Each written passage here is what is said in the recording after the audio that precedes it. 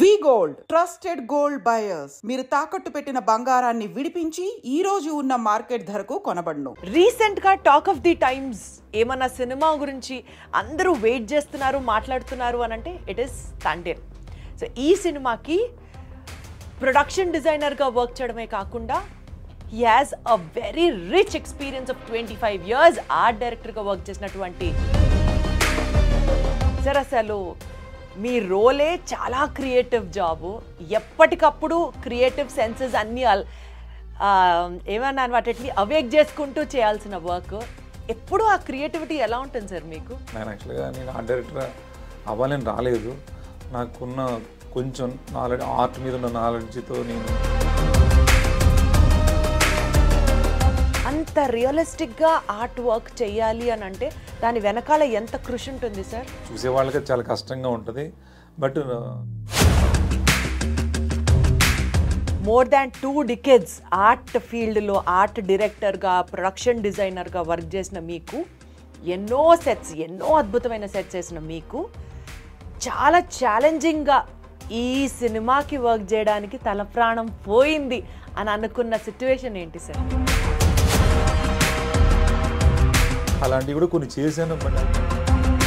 So బేసికల్గా ఇప్పుడు మీరు చేసినటువంటి తండేల్ సినిమా గురించి, అక్కడ ఆర్ట్ వర్క్ గురించి మాట్లాడితే సార్, ప్రొడక్షన్ డిజైన్ గురించి మాట్లాడితే ఏం చెప్తారు సార్? ఆ సముద్రం అదంతా నిజం సముద్రమేనా, లేకపోతే సెట్ చేసిన సముద్రం? పాకిస్తాన్ అనేది ఏదైతే ఒక ప్రెజర్ ఉందో దాన్ని మనం క్రియేట్ చేస్తున్నాం కాబట్టి.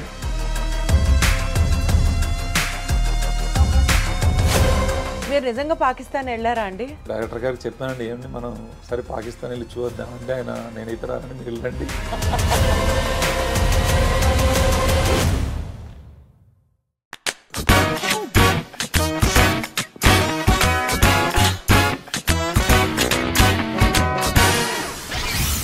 హలో ఎవ్రీబడి, అందరికీ నమస్కారం. Welcome to this special show.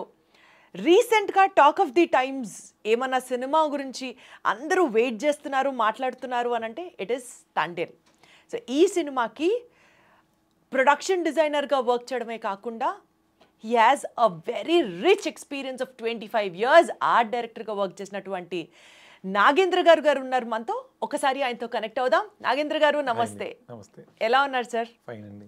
Sir, అసలు మీ రోలే చాలా క్రియేటివ్ జాబు. ఎప్పటికప్పుడు క్రియేటివ్ సెన్సెస్ అన్నీ ఏమన్నా వాటిని అవేక్ చేసుకుంటూ చేయాల్సిన వర్క్. ఎప్పుడు ఆ క్రియేటివిటీ ఎలా ఉంటుంది సార్ మీకు? అసలు who is a production designer? అసలు ఆ రోల్ ఏంటి? మీరు ఎలా ఆల్వేస్ ఆన్ టోస్ ఉంటారో చెప్పండి సార్. అక్కడి స్టార్ట్ చేద్దాం. అంటే ఇప్పుడు జనరల్గా ఇప్పుడు అన్ని మూవీస్లోనూ ప్రొడక్షన్ డిజైనర్ అనేది చాలా ఇంపార్టెంట్ రోల్ ప్లే చేస్తున్నారండి. ఇప్పుడు ప్రజెంట్ మన తెలుగు మూవీస్ అయితే ఇదివరకు ఆర్ట్ డైరెక్షన్ అనేది ఉండేది. తర్వాత ఇప్పుడు ప్రొడక్షన్ డిజైన్ అనేది ప్రాపర్గా రిక్వైర్మెంట్ వచ్చిందనమాట. ఎందుకంటే మూవీ ఎక్స్పీరియన్స్, థియేటర్ ఎక్స్పీరియన్స్ ఎక్కువైంది, డీటెయిలింగ్ ఎక్కువ ఉంది. దీని గురించి ఈ ప్రొడక్షన్ డిజైన్ అనేది అంటే హాలీవుడ్లో ఉంటుందన్నమాట అండి. హాలీవుడ్లో మెంబర్ ఆఫ్ క్రాఫ్ట్స్ ఉంటాయి. దాంట్లో ప్రొడక్షన్ డిజైన్ అనేది ప్రాపర్ అంటే స్టోరీ టెల్లింగ్ త్రూ చెప్పడం అనేది, అంటే స్క్రిప్ట్లో కూడా ఇన్వాల్వ్ అయ్యి స్క్రిప్ట్ నుంచి వర్క్ చేయడం, దాని నుంచి ఆ రిక్వైర్మెంట్ ఉంది. కాబట్టి ఇప్పుడు ప్రతి మూవీకి కూడా ఒక production designer, proper production designer కావాలనేది అడుగుతున్నారండి. దానివల్లే మనకు ఇంత క్వాలిటీ వస్తుంది. తర్వాత ఇంత పెద్ద పెద్ద మూవీస్ వస్తున్నాయి. తెలుగు సినిమా స్పాన్ పెరిగిందండి కాబట్టి అది వస్తుంది. బట్ నా పరంగా వస్తే అంటే నేను ఇదివరకు చేసిన మూవీస్ అన్నీ కూడా ఒక వ్యూలోనే చేయడం జరిగింది. అంటే నేను యాక్చువల్గా ఆర్ట్ డైరెక్టర్ అవ్వాలని రాలేదు. నాకున్న కొంచెం నాలెడ్జ్, ఆర్ట్ మీద ఉన్న నాలెడ్జ్తో నేను మూవీ మీద ఒక ప్యాషన్తో ఇండస్ట్రీకి వచ్చిన తర్వాత మనకున్న జాబ్ ఏంటంటే ఆర్ట్ వచ్చు కాబట్టి మూవీలోకి ఎంటర్ అవ్వాలంటే ఆర్ట్ డిపార్ట్మెంట్ ద్వారా ఎంటర్ అయ్యి నేను అసిస్టెంట్గా చేసి, తర్వాత అనుకోకుండా యాక్సిడెంటల్గా నేను ఆర్ట్ డైరెక్టర్ అయ్యి, అంటే నా హార్డ్ వర్క్ చూసి ఒక మేనేజర్ నన్ను ఆర్ట్ డైరెక్టర్ చేశారండి. నాగేశ్వరరావు అనే ఒక మేనేజరు, వాళ్ళు ఫోర్స్తో నేను ఆర్ట్ డైరెక్టర్ అయినా అనమాట. నాకు ఇంట్రెస్ట్ లేదు. అలాగా చాలామంది దగ్గర లర్నింగ్ అని చేసుకుంటూ వచ్చి తర్వాత అంటే ప్రాపర్ ఆర్ట్ డైరెక్షన్ ఏంటనేది నాకు కొన్ని సినిమాలు చేశాక తెలిసిందనమాట. వేరే సినిమాలు చూడడం వల్ల. ఎంత కష్టం ఉంటుంది సార్ ఆర్ట్ డైరెక్షన్లో? అంటే నిజం అన్నట్టే చూపిస్తారు కళ్ళకి కట్టినట్టు. అది అసలు సెట్ వేసారా లేకపోతే నిజమే అలా ఉందా అన్నది కూడా మాకు డిఫరెన్స్ అర్థం కాదు. అంత రియలిస్టిక్గా ఆర్ట్ వర్క్ చేయాలి అని అంటే దాని వెనకాల ఎంత కృషి ఉంటుంది సార్? తప్పకుండా అంటే మనకేంటంటే సినిమా మీద ఒక ప్యాషన్ ఉంటుంది కదండి. ఆ ప్యాషన్ ఉండడం వల్ల కష్టం ఉంటుంది, కానీ అది కష్టం అనిపించదు. ఎందుకంటే స్టెప్ బై స్టెప్ చేసుకుంటూ వచ్చాం కాబట్టి చూసే వాళ్ళకి చాలా కష్టంగా ఉంటుంది. బట్ నా పరంగా కష్టం మీద అనిపించలేదు. బట్ మా కింద వర్క్ చేసే వాళ్ళు చాలా హార్డ్ వర్క్ ఉంటుంది. జస్ట్ మన ఐడియా వస్తుంది కాబట్టి మన ఐడియాని ఇంప్లిమెంట్ చేయడం వరకే మన జాబ్. దాన్ని ప్రాపర్గా అది తీసుకురావాలంటే చాలామంది కార్పెంటర్స్ పనిచేయాలి, వర్కర్స్ పనిచేయాలి, వాళ్ళు చాలా హార్డ్ వర్క్ ఉంటుందండి. బట్ దాంతోపాటు ప్రొడక్షన్ హౌస్ కూడా సపోర్ట్ చేయాలి. మీకు ఆర్ట్ డైరెక్షన్ అంటేనే మీకు బడ్జెట్తో కూడుకున్న ఇదనమాట. మనకు వచ్చిన ప్రతి ఐడియాకి ఇన్వెస్ట్ చేయాలి, అంటే ప్రొడక్షన్ హౌస్ సపోర్ట్ చేయాలి. అది జరుగుతూ వచ్చిందండి. సార్ ఇప్పటి వరకు మీరు మోర్ దాన్ 2 decades ఆర్ట్ ఫీల్డ్లో ఆర్ట్ డైరెక్టర్గా, ప్రొడక్షన్ డిజైనర్గా వర్క్ చేసిన మీకు, ఎన్నో అద్భుతమైన సెట్స్ చేసిన మీకు చాలా ఛాలెంజింగ్గా ఈ సినిమాకి వర్క్ చేయడానికి తలప్రాణం పోయింది అని అనుకున్న సిచ్యువేషన్ ఏంటి సార్? అట్లేం లేదండి. అంటే మనకు జనరల్గా నేను ఇదివరకు కూడా చాలాసార్లు చెప్పానంటే మనకి స్క్రిప్ట్ బాగా నచ్చింది అనుకోండి, ఆ స్క్రిప్ట్ని మనం ఓన్ చేసుకుంటే చాలా ఈజీగా ఉంటుందండి వర్క్. ఎక్కడైతే స్క్రిప్ట్ ప్రాపర్గా లేదో, డైరెక్టర్ రేంజ్ క్లారిటీ లేదో, ఆటోమేటిక్గా చాలా స్ట్రగుల్స్, చాలా ప్రాబ్లమ్స్ ఉంటాయి. అలాంటివి కూడా కొన్ని చేశాను, బట్ అవి కూడా వర్కౌట్ అవ్వలేదు, అంటే సక్సెస్ అవ్వలేదు. మెయిన్ అదే అండి రీజన్. అంటే మనకు ఛాలెంజెస్ అనేది ఏమీ ఉండదండి. అంటే ఛాలెంజ్ ఎక్కడన్నా ఉంది అంటే ఇది సెట్లా కనిపించకూడదు, రియలిస్టిక్గా ఉండాలి అనే దాని మీద కొంచెం స్ట్రగుల్ ఉంటుంది. మిగతా అంతా కూడా ఈజీగానే జరిగాయండి. సో బేసికల్గా ఇప్పుడు మీరు చేసినటువంటి తండేల్ సినిమా గురించి, అక్కడ ఆర్ట్ వర్క్ గురించి మాట్లాడితే సార్, ప్రొడక్షన్ డిజైన్ గురించి మాట్లాడితే ఏం చెప్తారు సార్? ఆ సముద్రం అదంతా నిజం సముద్రమేనా లేకపోతే సెట్ చేసిన సముద్రమా? అసలు మాకు డిఫరెన్సే తెలియదు. అదేదండి, యాక్చువల్గా నాకు ఈ తండేల్ మూవీ నాకు అంటే విరూపాక్ష, హనుమాన్ ఇవన్నీ బాగా మంచి నేమ్ రావడం వల్ల నాకు ఈ సినిమా ఆపర్చునిటీ వచ్చిందండి. అది కూడా ఏంటంటే ఆపర్చునిటీ వచ్చిన వెంటనే నాకు కాల్ వచ్చింది, చందు గారి దగ్గర నుంచి కాల్ వచ్చి నాకు చందు గారు ఒకరోజు పిలిచి మొత్తం ఒక 3 hours నారేషన్ ఇచ్చారు. స్క్రిప్ట్ వినగానే నాకు నేను కనెక్ట్ అయిపోయాను అనమాట. అంటే జనరల్గా నాకు ఒక వీక్నెస్ ఏముందంటే ఏదైనా స్క్రిప్ట్ చెప్పేటప్పుడు ఒక చిన్న నిద్ర వస్తుంది, స్లీప్ వస్తుంది అనమాట. అలాంటిది ఈ కథ అసలు 3 hours అని కంటిన్యూ చెప్పినప్పటికీ కూడా నాకు చాలా ఎనర్జీగా నేను విన్నానంటేనే నాకు కథ చాలా బాగా నచ్చేసిందండి. అందరికీ మనం చాలాసార్లు అరవింద్ గారు వీళ్ళందరూ కూడా చాలా నచ్చే ఈ సినిమాని స్టార్ట్ చేశారు. చాలా వాళ్ళు స్పెషల్గా తీసుకొని సినిమా చేస్తున్నారు. అలా నాకు కూడా బాగా నచ్చేసింది. నచ్చిన తర్వాత ఇమీడియట్లీ స్టోరీ విన్న వెంటనే హీరో కావచ్చు, నాగ చైతన్య గారు, బనివాస్ గారు, చందు గారు, మీ అందరం కలిసి ఎవరైతే ఈ స్టోరీ చేస్తున్నామో ఆ విలేజ్, ఆ పీపుల్ ఎవరైతే ఉన్నారో పాకిస్తాన్కి వెళ్ళి స్ట్రక్ అయ్యారో వాళ్ళని కలవడానికి తీసుకెళ్లారు మొత్తం టీంని అంతా. అప్పుడు నేను కూడా వెళ్ళాను అనమాట. జనరల్గా ఏంటంటే యాక్ట్రెస్ కనెక్ట్ అయితే, అంటే నాగ చైతన్య గారు బ్యాక్గ్రాప్ వేరు, అలా ఒక రూరల్లో ఉన్న ఒక ఫిషర్మ్యాన్కి వాళ్ళతో దగ్గర అయితే వాళ్ళ క్యారెక్టరైజేషన్స్ అన్నీ అర్థమవుతాయి కాబట్టి ఆయన తీసుకెళ్తే ఓకే. బట్ బనివాస్ గారు లేదు, ప్రొడక్షన్ డిజైన్ కూడా రావాలి అన్నారు. అదంటే బనివాస్ గారు దీన్ని చాలా స్పెషల్గా చూస్తారు అనమాట. మనం చాలా దీన్ని ఛాలెంజింగ్గా చేయాలి, చాలా డీటెయిలింగ్ చేయాలి, మీరు వస్తే మీకు కూడా డీటెయిలింగ్ తెలుస్తుంది అన్నప్పుడు మేము వెళ్ళినప్పుడు అక్కడ ఫిషర్మెన్ ఎవరైతే ఉన్నారో వాళ్ళందరితో నాగ చైతన్య గారు మాట్లాడినప్పుడు అక్కడ మీరు ఎలా ఫేస్ చేశారు, ఎలాంటి ప్రాబ్లమ్స్ ఫేస్ చేశారు, ఎప్పుడైనా భయం వేసిందా, మళ్ళీ వెనక్కి వస్తామని మీకు అర్థమైందా, ఇవన్నీ అడుగుతున్నప్పుడు వాళ్ళు చాలా చాలా ఇంట్రెస్టింగ్ విషయాలని చెప్తున్నప్పుడు అలాంటి విషయాలు మనం వింటున్నప్పుడు ఏంటంటే మనకు కొన్ని విజువల్స్ వస్తుంటాయి వెనకల. దాని ద్వారా నేను ఒక డిజైన్ ఫామ్ చేసుకున్నాను అనమాట. అంటే పాకిస్తాన్, ఎందుకంటే మనం పాకిస్తాన్ వెళ్ళలేము, పాకిస్తాన్లో ఉన్న ప్రిజన్ ఎలా ఉంటుంది, బ్యారక్ ఎలా ఉంటుంది, తర్వాత వాళ్ళ క్యాంటీన్స్, ఫుడ్ తినే ప్లేస్ ఎలా ఉంటాయి, ఇవన్నీ మన స్క్రిప్ట్లో మనం చెప్తున్నాము. చాలా డ్రామా ఉంది. ఇవన్నీ కూడా వాళ్ళ త్రూ కొంత తెలిసింది. తర్వాత ఇంటర్నెట్లో మనం కొన్ని డౌన్లోడ్ చేసి మళ్ళీ నేను ఎవరైతే మన ఈ క్యారెక్టర్ ఆ కుర్రాడు ఉన్నాడో ఆ కుర్రాడు వీరావల్లో బోట్ మీద ఉంటాడు, తను మళ్ళీ బోట్లో వెళ్తుంటారు వీరావల్ నుంచి.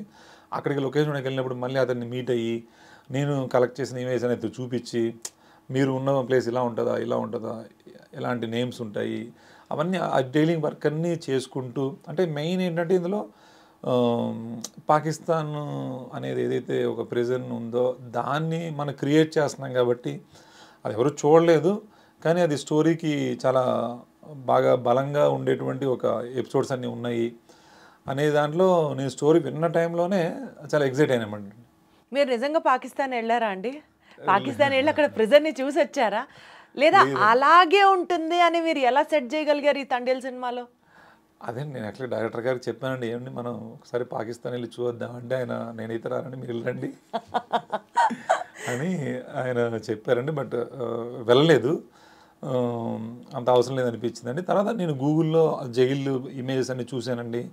దాన్ని నేను ఇమాజిన్ చేసుకుని, అంటే మనం యాక్చువల్గా ఏంటంటే ఉన్న ఒరిజినల్ జైల్లా కూడా వేస్తే కూడా మనకు ఉపయోగం ఉండదండి. ఎప్పుడైనా కూడా మీకు ఒక స్క్రిప్ట్ ఉందనుకో, స్క్రిప్ట్లో మనకి ఏం చెప్తున్నామో అది ఎలివేట్ అవ్వాలంటే ఒక్కోసారి ఒరిజినల్ లొకేషన్స్ అంత ఇది డ్రమటైజ్ ప్లే చేయవన్నమాట. అప్పుడు మనం అది ఆ డ్రమటైజ్ ప్లే చేయడానికి ఆ రగ్గడ్నెస్ రావడానికి కొంత మనం లిబర్టీ తీసుకొని స్క్రీన్ ఎక్స్పీరియన్స్ కోసం డిఫరెంట్ స్ట్రక్చర్స్ మనం యాడ్ చేసుకుంటూ వెళ్తామండి. అలాగా ఈ మూవీలో అంటే ఇది ఒక లవ్ స్టోరీ అండి, ప్రాపర్ లవ్ స్టోరీ అనమాట. ఈ లవ్ స్టోరీకి ఎనీ లవ్ స్టోరీకి అది గొప్ప లవ్ స్టోరీ అవ్వాలంటే దానికి ప్రమాదపు అంచుల్లోనే ఉంటుందండి అది. ఇందులో మనకంటే పాకిస్తాన్ అనేది ఒక ప్రమాదపు అంచులాగా అనమాట. దాని మీద జరుగుతున్న లవ్ స్టోరీ కాబట్టి ఆ డ్రామాకి ఎక్కువ స్కోప్ ఉంటుంది. అందుకని ఆ సీన్స్ ఎలివేట్ అవ్వడం కోసం ఎలా ఉండాలి, ఆర్కిటెక్చర్ ఎలా ఉండాలి, ఆ కలర్స్ ఎలా ఉండాలి అనేది కొంత నెట్ నుంచి రిఫరెన్స్ అండి, కొంత విజువలైజ్ చేసుకొని మనం చేసుకుంటూ వెళ్ళామన్నమాట. సో అయితే సార్, ఇప్పుడు నాకు మీరు చెప్పిన దాని ప్రకారం డ్రామాకి ఎక్కువ స్కోప్ ఉన్న కథల్ని మీరు ఎక్కువ ఎంచుకోవడం వల్ల మేబీ ఆ డ్రామాని మీరు విజువలైజ్ చేసి అర్థం చేసుకొని ఆ సిచ్యువేషన్లో మీరు ఉండడం వల్ల సెట్ వేయడానికి ఈజీగా అనిపిస్తుందా? ఫర్ ఎగ్జాంపుల్ ఇప్పుడు హనుమాన్ తీసుకున్నాం, అదొక డిఫరెంట్ డ్రామా. విరూపాక్ష తీసుకున్నాం, ఇవన్నీ మీరు చేసిన సినిమాలే కదా. కమర్షియల్ సినిమాల గురించి మాట్లాడితే సే ఫర్ ఎగ్జాంపుల్ డిస్కో రాజా కానివ్వండి, ఇట్లా ఏది చూసినా సరే డ్రామా స్కోప్ ఉంటే ఒక ప్రొడక్షన్ డిజైనర్ వర్క్ ఈజీ అవుతుంది అంటున్నారా? అంటే అలా ఏం కాదండి, మనం ఎప్పుడు కూడా చేసిన మూవీ చేసినట్టు మళ్ళీ చేసిందే మళ్ళీ రిపీట్ అవ్వకోకుండా కొత్త జానర్ మూవీస్ అనేది మనకు రీసెర్చ్ చేయడానికి ఎక్కువ స్కోప్ ఉంటుందండి. ఒక రీసెర్చ్ చేస్తాం అనమాట. ఇప్పుడు ఈ సినిమాకి ఏంటంటే ఒక ఫిషర్మెన్ కమ్యూనిటీ, తర్వాత పాకిస్తాన్, అలాగే ఒక వాటర్ అంటే సీ మీద బోటు ఎలా ఉంటుంది, సీ మీద బోట్ మీద వెళ్ళే వాళ్ళు ఎలాంటి స్ట్రగుల్స్ ఫేస్ చేస్తారు, వీటన్నిటిని మనకు కొత్త విషయాలు కాబట్టి దీని మీద ఒక రీసెర్చ్ చేస్తామండి. దాంట్లో మనకు కూడా ఒక ఇంట్రెస్ట్ ఉంటుంది. మళ్ళీ చేసింది చేయాలంటే ఏమవుతుందంటే తెలిసిందే కానీ కొంత మనం రిలాక్స్ అవుతాం అనమాట. అలాగే నేనేంటంటే ప్రతి సినిమా కొత్త జానర్ సినిమా చేయాలని ఇంట్రెస్ట్ చూపిస్తాను. అలాగే ఈ సినిమా నాకు ఆ కొత్త ఎక్స్పీరియన్స్ ఇచ్చే సినిమాగా అయిందండి. అంటే మీకు అదే చెప్పాను కదా, కథ వినగానే నేను ఎక్సైట్ అవ్వడానికి కారణం కూడా అదే అనమాట. దాంట్లో అంశాలు మనల్ని ఇది చేస్తాయండి. Got it sir. సార్, ఇప్పుడు ప్రతి ఫీల్డ్ని టెక్నాలజీ ఓవర్టేక్ చేసినట్టు ఆర్ట్ ఫీల్డ్ని కూడా, ఈ ప్రొడక్షన్ డిజైనర్గా మీరు ఏదైతే ఇప్పుడు వర్క్ చేస్తున్నారో మీ ఫీల్డ్ని కూడా ఏఐ టెక్నాలజీ ఓవర్టేక్ చేసిందా? అంటే మీకు వర్క్ ఈజీ అవుతుందా దానివల్ల అన్నది నా క్వశ్చన్. అది కూడా హెల్ప్ అవుతుందండి. అంటే ఇక్కడ ఏంటంటే టెక్నాలజీ ఎక్కువ వచ్చేసిందండి మనకి. అంటే ఇదివరకుతో పోలిస్తే చాలా ఇప్పుడు ఇంటర్నెట్లో మనకు రిఫరెన్స్ దొరుకుతున్నాయి. ఎక్కడ ఇమేజ్ కావాలన్నా మనం వెళ్ళి వెతకాల్సిన అవసరం లేదు, అన్నీ దొరికేస్తున్నాయి. ఇప్పుడు ఏఐలో కూడా మనం బోల్డ్ అని రిఫరెన్స్ మనకు వస్తున్నాయి. కానీ దాన్ని ఏంటంటే స్క్రిప్ట్ కరెక్ట్గా మన యాప్ట్గా దాన్ని వర్కౌట్ చేసుకున్న వాళ్ళకి ఇది హెల్ప్ అవుతుందండి. వాంటెడ్గా అది యూజ్ చేస్తే కూడా అది చాలా హార్డ్గా ఉంటుంది. అంటే ఏఐ టెక్నాలజీని మీరు తండేల్ సినిమాలో వాడారా? ఏఐ సంబంధించింది అంటే దీంట్లో తండేలు పెద్దగా అవసరం రాలేదండి. బట్ మిగతా మూవీస్లో అంతా కూడా నేను యూజ్ చేస్తున్నానండి. నాగేంద్ర గారి బ్రెయినే సరిపోయిందంటారా? ఏఐ దాకా వెళ్ళక్కర్లేదంటారా? అదే అండి, అంటే అంత అవసరం రాలేదు. అంటే అదే ఏఐ కూడా మీకు ఎక్కువ మనకేమి అంటే ఏదన్నా మనకు ఒక ఫ్యాంటసీ లాగా అలాంటి వాటికైతే ఏమైనా అవసరం ఉంటుంది, కానీ మనకి ఇది వెరీ రియలిస్టిక్ బ్యాక్గ్రాప్ కదండి అంతా కూడా. ఇందాక మీరు ఒక మాట అన్నారు సార్, ఏదన్నా ఒక సెట్ వేయాలన్నా లేకపోతే ఒక లిబర్టీ తీసుకోవాలన్నా ప్రొడక్షన్ సంస్థ కూడా మనకి చాలా హెల్ప్ చేయాలి అని. ఎస్పెషల్లీ ఈ తండేల్ సినిమా గురించి మాట్లాడితే గీతా ఆర్ట్స్ దగ్గర నుంచి కానీ అరవింద్ గారి దగ్గర నుంచి కానీ మీకు ఆ ప్రత్యేకమైన ఒక ఫ్రీ హ్యాండ్ ఏమైనా వచ్చిందా? మీకు గీతా ఆర్ట్స్ అనేది ప్రతిష్టాత్మకమైన ప్రొడక్షన్ హౌస్ అండి, అది అందరికీ తెలిసిన విషయమే. బట్ గీతా ఆర్ట్స్లో మనకు ఆ ప్రాబ్లమ్స్ ఉండవండి. అంటే మీకు ఈ సినిమాని యాక్చువల్గా ఏంటంటే డే వన్ నుంచి ఉండి ప్రాజెక్ట్ స్టార్ట్ అయిన దగ్గర నుంచి అరవింద్ గారు ఒక ఎపిసోడ్ షూట్ చేస్తున్నామంటే బిఫోర్ ఆ ఎపిసోడ్ ముందు ఒక పెద్ద మీటింగ్ ఉంటుంది అన్నమాట. ఆల్ టెక్నీషియన్స్తో, డైరెక్టర్, డిఓపి, నాతో కానీ అందరితోనూ ఒక మీటింగ్ ఉంటుందండి. మనం ఏం చేస్తున్నాము, ఎలా చేస్తున్నాము, అంటే అందరూ ఒకే ఫేస్లో ఉన్నారా లేదా అని ఆయన ఒక మీటింగ్లో డిస్కస్ చేసి అందరిని ఎంకరేజ్ చేసుకుంటూ ఎవ్రీ ఎపిసోడ్కి అలా చేసుకుంటూ వెళ్ళేవాడిని. కాబట్టి ఎక్కడ ప్రొడక్షన్స్ ఫైనాన్షియల్ ప్రాబ్లమ్స్ అనేది డిస్కషన్ రాలేదు. మీకు గీతా ఆర్ట్స్లో చేయడం వల్ల అది చాలా మనకు ఒక పెద్ద ఇదనమాట అండి. ఈ సినిమాలో ఎస్పెషల్లీ మీకు బెస్ట్ మూమెంట్ హీరోతో కానీ, హీరోయిన్తో కానీ, డైరెక్టర్ గారితో కానీ, లేకపోతే అరవింద్ గారితో కానీ, బన్నీ వ్యాస్తో కానీ, ఇట్లా మీకు బెస్ట్ మూమెంట్ అంటే ఒక మంచి కాంప్లిమెంట్ అందుకున్న సందర్భం కానీ, మీ కష్టాన్ని గుర్తిస్తూ అవతల వాళ్ళు మిమ్మల్ని మెచ్చుకున్న సందర్భం ఏదైనా ఉందా సార్ షేర్ చేసుకోవడానికి? ప్రతి మూమెంట్లో అండి మనకి మేము ఏ సెట్ వేసినా కూడా ప్రతి సెట్కు అందరూ ఎగ్జైట్ అయ్యేవాళ్ళు. అసలు ఇంత మేము ఎక్స్పెక్ట్ చేయలేదు ఇంత బాగా ఫిషర్మెన్ కమ్యూనిటీ సెట్ వేసామండి. కెన్నీ బీచ్లో సెట్ వేసామన్నమాట. చాలా ఇంట్రెస్టింగ్ బ్యాక్గ్రాప్ అండి. అంటే మామూలుగా అయితే ఇప్పుడు శ్రీకాకుళంలో జరుగుతున్న కథ అండి ఇది. మనం శ్రీకాకుళంలో వెళ్ళి చేసామనుకోండి, అది ఒక డాక్యుమెంటరీ లాగా ఉండొచ్చు, లేదంటే కొంచెం బెటర్గా ఉండొచ్చు. అంటే ఇదివరకు శ్రీకాకుళంలో చేసినా కూడా చాలా బాగున్నాయి. అలా కాకుండా అంటే ఆడియన్స్ కూడా కొత్త ఫ్లేవర్ తీసుకురావాలని చెప్పేసి మేము మన ఇండియా వైజ్ మొత్తం ఎక్కడ సీ ఉందో అని సీ అన్ని రీసెర్చ్ చేసండి. బట్ దాన్ని తిరగడానికి టైం సరిపోకపోతే గూగుల్లో సెర్చ్ చేసి ఎక్కడెక్కడ ఐలాండ్స్ ఉన్నాయి, ఎక్కడెక్కడ రాక్ స్ట్రక్చర్స్ ఉన్నాయి అని గూగుల్లో చూసుకొని కొన్ని సెలెక్ట్ చేసుకొని ఫైనల్గా మేము కర్ణాటకలో సీ ఎడ్జ్లో ఒక విలేజ్ కెన్నీ బీచ్ అని ఒకటి ఉందండి. దాన్ని సెలెక్ట్ చేసుకొని అక్కడ అంటే ఆల్రెడీ ఒక విలేజ్ ఉంది. ఆ విలేజ్ని ఎక్స్టెన్షన్ కింద మేము అది ఎలా ఉంటుందంటే ఒకవైపు సీ ఉంటుందండి, ఒకవైపు బ్యాక్ వాటర్ ఉంటుంది. అంటే ఒక ట్రయాంగిల్లా ఉంటుంది అనమాట అండి. అప్పుడు ఏమవుతుందంటే మీకు సన్సెట్ దొరుకుద్ది, సన్ రైజ్ దొరుకుద్దండి. సన్ రైజ్ వచ్చేలాగా హీరోయిన్ హౌస్ సెట్ వేసాము, సన్సెట్ వచ్చేలాగా హీరో హౌస్ సెట్ వేయడం జరిగింది. అది ఎవరు ఎక్స్పెక్ట్ చేయలేదండి. అక్కడ చాలా అంటే టైం కూడా తక్కువ ఉండింది. మాకు బిఫోర్ ఒక లొకేషన్ అనుకున్నది, అది మిస్ అయిపోవడం వల్ల అప్పటికప్పుడు ఇంకొక లొకేషన్ షిఫ్ట్ చేసి అక్కడ సెట్ వేసాము. షూట్ జరుగుతున్నాక బన్నీవాస్ గారు వచ్చారు. బన్నీవాస్ గారు వచ్చి ఏంటి ఇదంతా మనం సెట్ వేసాం, ఆయనకి సెట్ అనేది కూడా ఏది సెట్ వేసారు అర్థం కాలేదండి. ఆయన షాక్ అయ్యారు అనమాట. ఏంటి ఇదంతా మనం సెట్ వేసామా, ఇంత పెద్ద సెట్ వేసామా అంటే జనరల్గా ఏంటంటే డబ్బులు ఎక్కువ ఖర్చు అవుతాయని అంటారండి. బట్ బన్నీవాస్ గారు అది మాట్లాడకుండా ఇంత పెద్ద సెట్ వేసాం మనం అని చాలా ఎగ్జైట్ అయ్యారండి. అది ఫస్ట్ మేము చేసిన షూట్ అండి. అలాగే బోట్ సెట్ ఒకటి వేసామండి. బోట్ కూడా అందరూ టీం అంతా కూడా వచ్చిన వాళ్ళందరూ చాలా రియలిస్టిక్గా ఉంది బోటు. అసలు అంటే ఒరిజినల్ బోట్ ఏమైనా తెప్పించారు ఇక్కడికి వేసారన్నారండి. అది ఒక మంచి కాంప్లిమెంట్ అండి. తర్వాత సాయి పల్లవి గారు ఒకరోజు మేము ఒక రాక్ స్ట్రక్చర్ ఒకటి వేసామండి. ఒక బీచ్లోకి ఒక కనెక్షన్ ఉంటుంది, మీకు సాంగ్లో కూడా ఉంటుంది, ఒక ఆర్చ్ ఉండి ఇలాగా. అది ఆవిడ చూసి హైలెస్ సాంగ్ అన్ని సాంగ్స్లో ఉంటుందండి అది. అంటే హీరోయిన్ హౌస్కి ఇన్ బిట్వీన్ దగ్గరలో ఒక స్ట్రక్చర్ ఉంటుందండి. అంటే ఎప్పుడో ఇది వరకు బ్రిటిష్ వాళ్ళు అక్కడికి బోటింగ్ వచ్చేవాళ్ళు అన్నట్టు ఒక ఓల్డ్ ఆర్కిటెక్చర్ ఒకటి బిల్డ్ చేసాం అనమాట. అసలు ఎట్లా తడతాయి సార్ మీకు ఆలోచనలో? బ్రిటిష్ వాళ్ళ కాలాన్ని మనం చూసామా, పెట్టామా? మీరు వేసే ఆర్ట్ స్ట్రక్చర్స్లోంచే చూసి నేను తెలుసుకుంటున్నామేమో, పుణ్యం చేసుకున్నాం. రియలిస్టిక్గా ఉండాలి కదండి. ఇప్పుడు మనకి ఇప్పుడు ఇది స్టోరీ పరంగా వెరీ నార్మల్ పీపుల్ స్టోరీ అండి. అంటే ఒక చేపలు పట్టుకునే వాళ్ళ స్టోరీ అండి. చాలా నార్మల్ పీపుల్ వాళ్ళు. కానీ వాళ్ళ స్టోరీ ఏదైతే ప్రాబ్లం జరిగిందో అది పెద్ద క్యాన్వాస్ అండి. ఆ పెద్ద క్యాన్వాస్ని మనం పోర్ట్రేట్ చేసి బిగ్ స్క్రీన్ మీద ఒక ఎక్స్పీరియన్స్ రావాలి అంటే ఒక బ్యాక్గ్రౌండ్ స్ట్రక్చర్స్ సపోర్ట్ చేయాలి. అందుకని ఏంటంటే ఒక బ్రిటిష్ అంటే ఒక సీ దగ్గర మీకు ఏం ఉండవు. అప్పుడని మనకు దానికి ఒక నేను ఒక బ్యాక్ స్టోరీ రెడీ చేసుకున్నాను అనమాట. అంటే ఇదివరకు ఇక్కడ ఒక బ్రిటిష్ వాళ్ళు ఇక్కడికి ఒక బోటింగ్ వచ్చి రవాణా చేస్తారు కదండి, అలాంటి కట్టు ఉంటారు. అవి ఇప్పుడు శిథిలావస్థలో ఉన్నాయి. దాన్ని మనం ఒక ఎలిమెంట్ లాగా మనం స్టోరీ అక్కడ జరుగుతున్నట్టు. అంటే ఈ క్యారెక్టర్స్ కోసం అంత పెద్ద స్ట్రక్చర్ వేయలేం కాబట్టి అది అన్యాచురల్ అవుద్ది. కాబట్టి అట్లా ఒక బ్యాక్ స్టోరీ క్రియేట్ చేసుకొని ఒక స్ట్రక్చర్ బిల్డ్ చేసాం. అక్కడ మంచి మీకు మాంటేజెస్ ఉంటాయి. అక్కడ ఒకసారి సాయి పల్లవి గారు చూసి అది ఆ స్టోన్ అంతా కూడా నేను రియల్ స్టోన్ అనుకున్నాను, ఇది అంత న్యాచురల్గా ఉంది అని ఆవిడ ఎగ్జైట్ అయ్యారు.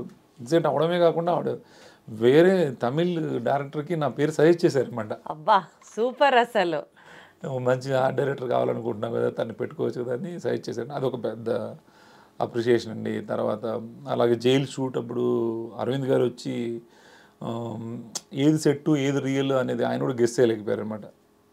ఇవన్నీ మంచి మూమెంట్స్ అండి. ప్రతి సెట్లోనూ ఒక మంచి ఎక్స్పీరియన్స్ ఉందండి. సో బేసికల్గా అండి ఒక హౌస్ సెట్ వేయాలంటే ఒక క్వాలిటీ మెటీరియల్ కావాలి. ఇందాక మీరు అన్నట్లు ఒక రాక్ సెట్ వేయాలంటే ఒకటి కావాలి, ఒక బ్రిడ్జ్ కావాలంటే ఒకటి కావాలి. ఈ టోటల్ మెటీరియల్స్ ఒక్కొక్క దానికి ఒక్కొక్క డిఫరెంట్ది కావాలి కదా. మీకు ఈ పాటికే ఏది చేస్తే ఏదవుతుంది అనేది అర్థమైపోయి ఉంటుంది కదా సార్. యూజువలీ ఎలాంటి మెటీరియల్స్ వాడతారు సెట్ వేయడానికి?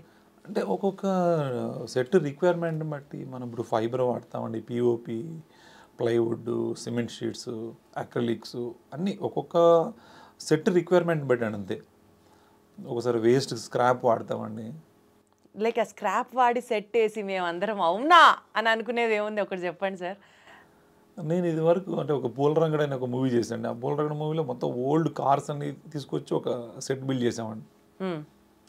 అదొకటి ఉంది. అదే అసలు కంప్లీట్ గా కార్స్ కి సంబంధించిన సెట్ లానే ఉంటుందా చూడడానికి? సాంగ్ లో కార్స్ అన్ని బ్రోకెన్, అంటే బడ్జెట్ వైజ్ ఎక్కువ బడ్జెట్ లేదు, బట్ తక్కువ బడ్జెట్లో ఎలా చేయాలనే దాని మీద పాడైపోయిన కార్లన్నీ తీసుకొచ్చి దాన్ని ఒక సెట్ చేసి ఒక డిజైన్ చేసి చేసామన్నమాట. ఓకే, సిచ్యువేషన్ బట్టి సిచ్యువేషన్ బట్టి. Got it. So next me projects ఏంటి సార్? నెక్స్ట్ ఏ సినిమాలకు చేస్తున్నారు? నెక్స్ట్ అదే అండి, ఇప్పుడు ఈ మూవీ ఇది ఫిబ్రవరి రిలీజ్ అవుతుందని, మళ్ళీ మార్చిలో మ్యాట్ 2 రిలీజ్ అవుతుందండి. దాని తర్వాత నాని గారిది హిట్ 3 అండి. అన్ని పెద్ద పెద్ద ప్రాజెక్ట్స్ చేస్తున్నారు. హనుమాన్ 2 సినిమాకి కూడా మీరే చేస్తున్నారు ప్రొడక్షన్ డిజైనర్గా అని అన్న అంటున్నారు. సో హనుమాన్ 2 సినిమా గురించి ఏం ఎక్స్పెక్ట్ చేయొచ్చు చెప్పండి సార్? బికాజ్ అసలు బీభత్సమైన హిట్ సినిమా. అవునవును. అండ్ ఈక్వల్లీ ప్రొడక్షన్ డిజైన్కి సంబంధించి కానీ ఆర్ట్ ఫామ్స్కి సంబంధించి కానీ విపరీతమైన క్రేజ్ సంపాదించుకున్న సినిమా. మేబీ మీ కెరియర్లో ఉన్న అన్ని మైల్ స్టోన్స్లో ఇది డెఫినెట్లీ ఒక స్టాండౌట్ ఫిల్మ్గానే చూస్తాం. హనుమాన్ సినిమా కానీ, విరూపాక్ష కానీ. ఈ హనుమాన్ 2 సినిమా గురించి కొంచెం ఇంట్రెస్టింగ్ ఫ్యాక్ట్స్ ఏమన్నా చెప్పండి. నేను ఇంకా కంప్లీట్ స్క్రిప్ట్ ఏమి వినలేదండి, బట్ ఐడియా చెప్పారు ప్రశాంత్ గారు. చాలా ఎక్సైటింగ్గా ఉందండి అది. బట్ దానికి కూడా ఫోటోషూట్ అయ్యింది, స్క్రిప్ట్ వర్క్ వాళ్ళు ఫినిష్ చేశారు. ఇంకా మేము ప్రీ ప్రొడక్షన్ వర్క్ స్టార్ట్ చేయాలండి. ఆల్మోస్ట్ ఇంకొక 2 monthsలో. అంటే నేను ఇప్పటివరకు ఈ మూవీలో కొంచెం బిజీగా ఉండడం వల్ల కూడా నేను కూడా వెళ్ళట్లేదు. ఇప్పుడు అయిపోయింది కాబట్టి ఇంకా నెక్స్ట్ దాని మీద కూడా వర్క్ చేస్తామండి. బట్ దాన్ని అది ఏ రేంజ్ అయితే సక్సెస్ అయిందో దానికన్నా హైగానే ఉంటుందండి. అవో ఇంకా అయితే మీరు ఊరిస్తున్నారనమాట. సో నెక్స్ట్ మీ ప్రాజెక్ట్స్ గురించి ఇంకా చెప్తున్నారు మధ్యలో. నేను అదండి మన నెక్స్ట్ మన తేజ సజ్జా గారి సినిమా మిరాయి అండి. మిరాయి కార్తీక్ ఘట్టం మెయిన్ డైరెక్టర్ అండి. అలాగే డెకాయిట్ అండి అడ్విశేష్ గారిది. తర్వాత రవితేజ గారి సినిమా మాస్ జాతర. మొత్తం ఒక 6 movies రిలీజ్ ఉన్నాయండి ఈ ఇయర్లో. సో 2025 ఫుల్ ప్యాక్డ్ అనమాట మీకు. అవునండి. Wonderful sir. Sir especially Thandel cinema చేసినప్పుడు సార్ నాగ చైతన్య గారి గురించి, అంటే ఆయన వచ్చి కాంప్లిమెంట్ చేయడం, మీతో పాటు వచ్చి ఫిషర్మెన్లతో మాట్లాడడం ఇంతవరకు చెప్పారు. బట్ నాగ చైతన్య గారితో ఉన్న వర్క్ ఎక్స్పీరియన్స్ గురించి షేర్ చేసుకోవాలి అని అంటే ఏం చెప్తారు? నేను నాగ చైతన్య గారితో ఇది ఫస్ట్ మూవీ అండి. బట్ ఆయన వర్క్ స్టైల్ అంటే తెలియదు. బట్ కాకపోతే విన్నానండి, చాలా మంచి పర్సన్, మంచి హ్యూమన్ బీయింగ్, ప్రతి ఒక్కరికి రెస్పెక్ట్ ఇస్తాను. బట్ నేను చూశానండి నాగ చైతన్య గారు ఏంటంటే ఎవరికండి అంటే ఒక పెద్ద టెక్నీషియన్, చిన్న టెక్నీషియన్ ప్రతి ఒక్కరిని ఈక్వల్గా రెస్పెక్ట్ ఇవ్వడం, టెక్నీషియన్స్కి ఇంపార్టెన్స్ ఎక్కువ ఇవ్వడం అండి. అంటే ఇంపార్టెన్స్ అంటే ఇప్పుడు ఉదాహరణకి నాగ చైతన్య గారు స్పాట్కి వచ్చారండి, ఆయన మీద షార్ట్ పెట్టారు. ఆయన మీద షార్ట్ పెట్టిన తర్వాత కూడా సెట్ ప్రిపరేషన్ జరిగేది, డెవలప్మెంట్ చేసేవాళ్ళం, ఎక్కడ చిరాకు పడుకోకుండా. అంటే ఒక రెస్పెక్ట్ అండి అన్నమాట. అంటే అన్ని టెక్నీషియన్స్ ప్రాపర్గా చేస్తేనే మూవీ సక్సెస్ అవుద్ది అని ఆయన బిలీవ్ చేయడం వల్లే మీకు ఆ పేషెన్సీగా వెయిట్ చేయడం. కానీ తర్వాత ఈ మూవీలో మేము ఒక శాండ్ ఫైట్ చేసామండి. అంటే చుట్టూ వాటర్ ఉండి మధ్యలో ఒక ఐలాండ్ మీద మొత్తం శాండ్ ఉంటుంది. నార్మల్గా ఉండే ప్లేస్ కన్నా అక్కడ టెంపరేచర్ చాలా ఎక్కువ ఉండేది అనమాట. ఒక 2-3 minutes కూడా మనం సన్లైట్లో ఉండలేని పరిస్థితి అనమాట. ఎక్కడో ఒక దగ్గర వెళ్ళి కూర్చునే పరిస్థితి. ఒక 10 o'clock బాగా టైర్డ్ అయిపోయేవాళ్ళం. బట్ అలాంటిది ఆయన కంప్లీట్ గొడుగు లేకుండా అండి మీకు ట్యాన్ అవ్వాలి. ఎందుకంటే మేకప్ అనేది ఎంత ట్యాన్ చేసినా కూడా అది 2-3 టేకులకి వెళ్ళిపోయేది, మళ్ళీ ఫేరీగా కనిపించేవాళ్ళు. అది ప్రాబ్లం అవుతుందని చెప్పేసి ఆయన కంప్లీట్ గొడుగు వాడుకోకుండా స్కిన్ ట్యాన్ చేసుకున్నారన్నమాట. అంటే అంత డెడికేషన్ ఉన్న స్టార్. అంటే సినిమా సక్సెస్ కావాలి, సినిమా చేయాలి, దానికి ఏమైనా వర్క్ చేయాలి మనం అనేది ఆ ఇంటర్నల్గా ఉంటేనే జరుగుద్దండి అది. బట్ ఈవినింగ్ వరకు అంత ఎండలో కూడా చాలా ఎనర్జెటిక్గా ఉండేవాళ్ళు అనమాట. సూపర్. అంటే ఆ సినిమా మీద ప్యాషను, సినిమా హిట్ సినిమా కావాలి అనేది ఆయన బాగా నాకు కనిపించింది. కాబట్టి అందుకని అందరండి ఇందులో ఏంటంటే ఒకరిని చూసి ఇప్పుడు వాళ్ళంతా హార్డ్ వర్క్ చేస్తూ అంత ఎఫర్ట్ పెడుతున్నప్పుడు మనం ఎక్కడ ఏది లూజ్ వదలకూడదు, ప్రతి డీటెయిలింగ్ చేయాలన్నది నా సైడ్ కానీ డిఓపి సైడ్ కానివ్వండి, అందరూ టెక్నీషియన్లు ఇలాగే అండి. ఒకరిని చూసి ఒకరు ఇంకా ఎక్కువ మోటివేట్ అయ్యి, అంటే అంత మోటివేట్ అవ్వడానికి కారణం ప్రొడక్షన్ హౌస్ అండి. అందరిని ఎప్పటికప్పుడు అలర్ట్ చేస్తూ, అందరికి మీటింగ్స్ ఏర్పాటు చేస్తూ, మళ్ళీ అబ్జర్వేషన్లో ఏమవుతుందంటే మనం చాలా అలర్ట్గా ఉంటాం అనమాట. Got it sir. అలా ఇప్పుడు ఈ రోజు వరకు కూడా అలాగే జరుగుతుందండి. ఎవ్రీ డిపార్ట్మెంట్ సార్ తండేల్ సినిమాకి సంబంధించి songs super hit, trailer super hit, జనాలకి ఎక్స్పెక్టేషన్స్ ఏ స్థాయిలో ఉన్నాయంటే డైరెక్టర్ గారి మీద కూడా చాలా ఎక్స్పెక్టేషన్స్ ఉన్నాయి. కార్తికేయ 2 నేషనల్ అవార్డు తీసుకున్న తర్వాత చందు గారి డైరెక్షన్లో వస్తున్న సినిమా తండేల్. సో ఆయన డైరెక్షన్ ఎంత స్పెషల్గా ఈ సినిమాలో ఉండబోతుంది అండ్ మీ డిపార్ట్మెంట్తో ఎట్లా అది ఇన్ఫ్లుయెన్స్ అయింది అన్నది ఇప్పుడు మీరు చెప్తే వినాలనుకుంటున్నాం. అదే మీకు అదే నాకు చందు గారితో నేను ఫస్ట్ టైం అయినప్పటికీ ఇదివరకు నాకు పరిచయం ఉందండి. కొన్ని కామన్ ఫ్రెండ్స్ ద్వారా కలిసి పరిచయం ఉంది. ఆయన వర్క్ స్టైల్ నాకు తెలుసు. కాకపోతే ఆ నేరేషను చాలా ఎక్స్ట్రాడనరీగా ఉంటుందండి. ఆ నేరేషన్లోనే మనకు మూవీ మొత్తం చూసేస్తాం అనమాట.